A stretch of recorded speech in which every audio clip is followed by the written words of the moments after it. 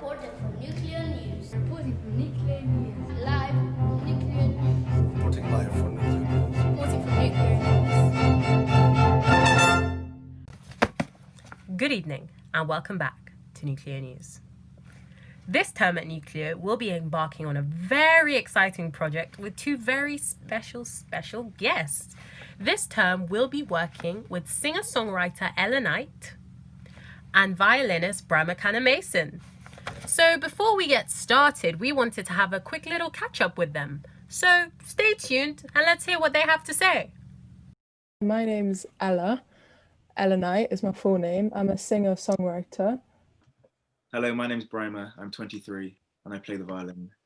So, Braimah, how much do you practice? How much would you advise us to practice?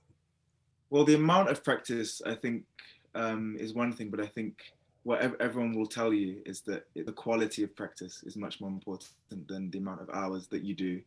And I think it entirely depends on what stage you're at, how old you are, and where you want to go with what you're doing. I certainly practice very differently to how I practiced when I was just starting out, and the amount of practice and the way I practiced has changed as I go on. So what I would say about practice is really manage your practice such that if you're doing half an hour, 2 hours, know what you're doing in each half an hour of that hour and have a plan and have a goal. And I think quality over quantity always is what I would say. I think the same as Braimah, really, definitely quality over quantity. But for me, I guess practice is how can I become a better songwriter? So I sort of try to write one song a day, and that's helped me a lot, really. I guess just listening to loads of different music as well. That's another way that I practice, like listening to different singers, their style, the way they write. What's that creative process like? Do you kind of have like a stimulus, or do you just do you go outside and say, okay, I was really inspired by, I don't know, this interaction between two people that I saw? I find it so much easier to write about things that I've experienced myself, or if not necessarily me, like my friends. So if my friends have told me about a situation or an experience they've been in, I would be like, okay, cool, that's really interesting. Let me try write about that. Or even I'm inspired by conversations that I hear. So if I'm on the tube and I can, there's someone's having a conversation, there's something within that conversation that I like. I'm like, oh, let me focus on that one word and see what I can make out of that. So just everything, really, everything that I see and hear, I'm inspired by. Braimah, do you have any advice for Nucleo musicians? I know you haven't, I don't know if you've met any of us yet. Actually, no, because you were at Young Leaders quite a few years ago. But Well, I've met Josh before. I think Josh is the one who told me that I would look cooler on a violin. I think you always look coolest playing what you feel coolest playing. I think if you want to be a musician, then I think the most useful thing is to really love what you're doing.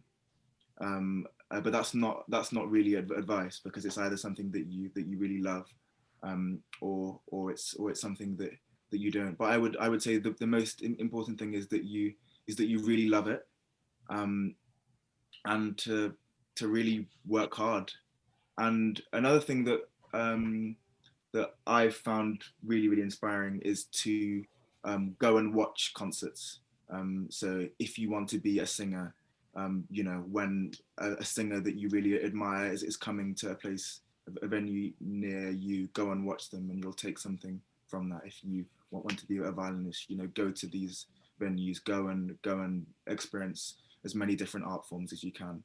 Did you love playing the violin straight away, or was it something that you loved more as you had more experience with it? Or I always loved music, but when I first started learning, it was kind of I was doing lots of things. It was just one of the hobbies that I was doing, and as I continued with it, it just became the hobby that became the most intense, and the one that I responded to most, and the one that I enjoyed the most. And I started on the piano and then the violin a year later. And for me, the sound of the violin quickly became the one that just fascinated me more. But I think, like anything, it's important to say that, of course, there are days when it becomes a slog, a chore, something that you have to do. But yeah, I always loved it. It was always something that I really enjoyed. What made you take up like this project with us? Well, I think like growing up myself and the school that I went to, I don't think there was a lot of support for musicians. Like a lot of, I don't know, just from my experience, a lot of teachers would put pressure on more of like the academic subjects and stuff like that, and not, there wasn't much focus on the creative side of it for me. So I think it's good to sort of work with a project that is completely focusing on music and like young aspiring children and young adults like yourself. So yeah, I'm really like, sorry, I didn't mean to call you a kid then. No. It's the adult bit that gets me. You're an adult now. But yeah, I'm just really looking forward to it. I've never been involved in a project like this before, so I'm just really excited to meet you guys. I mean, I don't know if I'm going to meet you, but it's over Zoom virtually.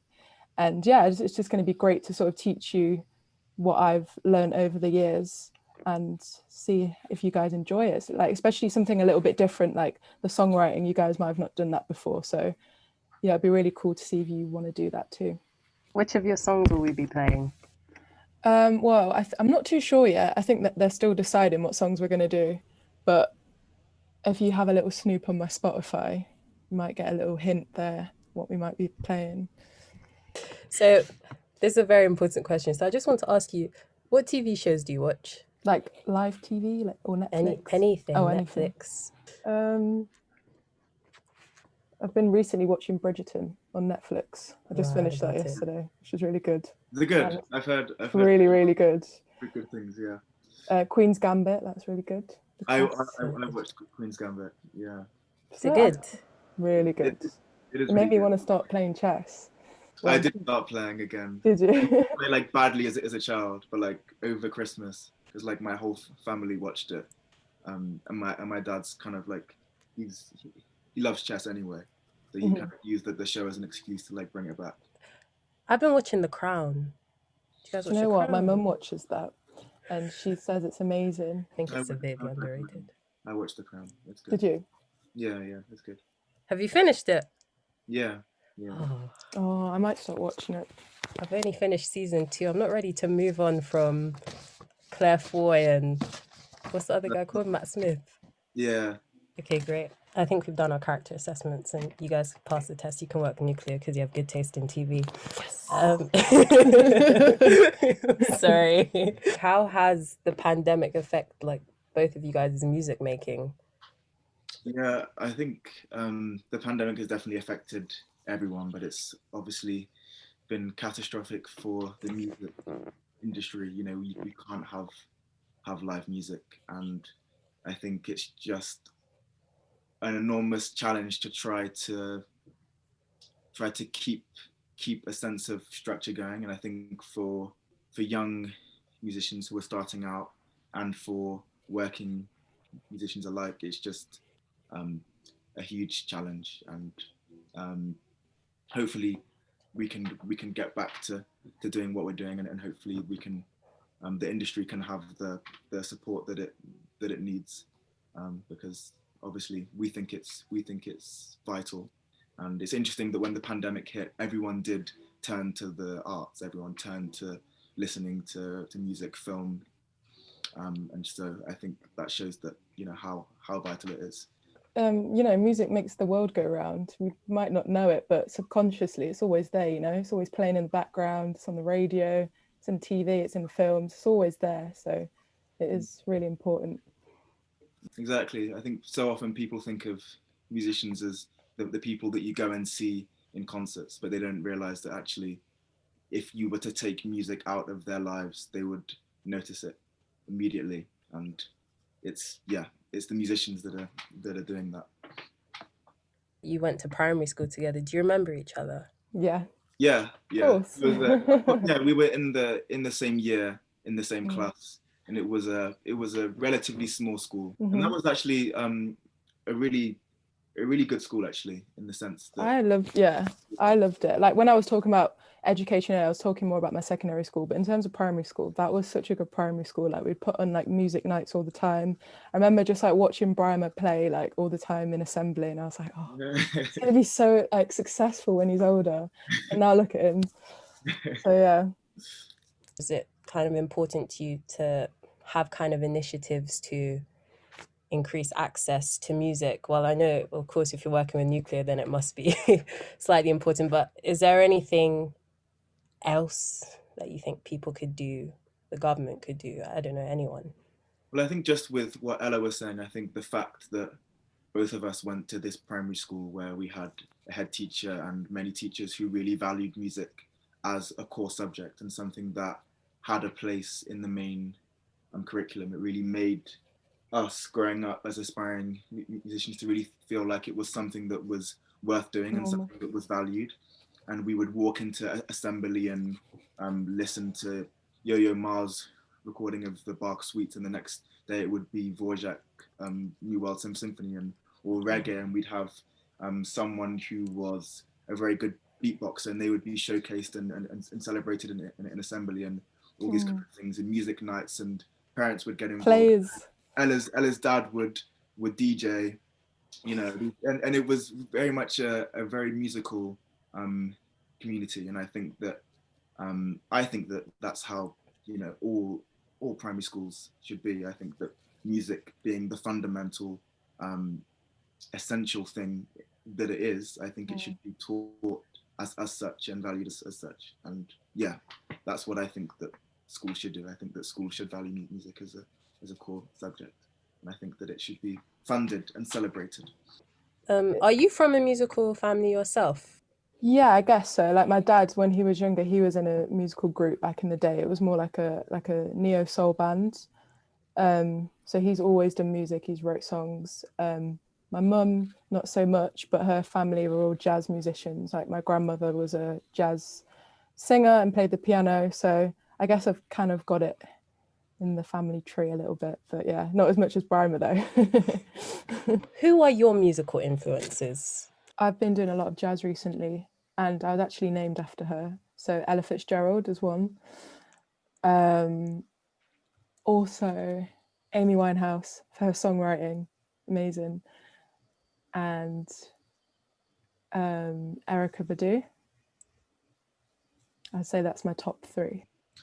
I really grew up being very inspired by the violinist Itzhak Perlman, who's a Jewish violinist who now lives in America, and I just really loved his sound. And yeah, he's the person when I was a child I listened to his recordings. Your top song of 2020? Well, according to my Spotify thing, my most listened to song of 2020 was an early Bob Marley song called Chances Are, which is really good. And I kind of suspected it would be that because I kind of started listening to it at the beginning of lockdown in March. And then I think I just listened to it loads and loads. Yasmin Lacey, she's a singer from Nottingham, really good like soul jazz singer, and her song's called what's it called? Morning Matters. That's it. Morning Matters. You should look. Lacey. She's really good. Check her out. I will. Okay, thank you so much for coming and answering all our lovely questions. Well, lovely people, that is all we have time for today. But thank you, as always, for tuning into Nucleo News, and stick around for next time. And, you know, as we always say around here, go practice.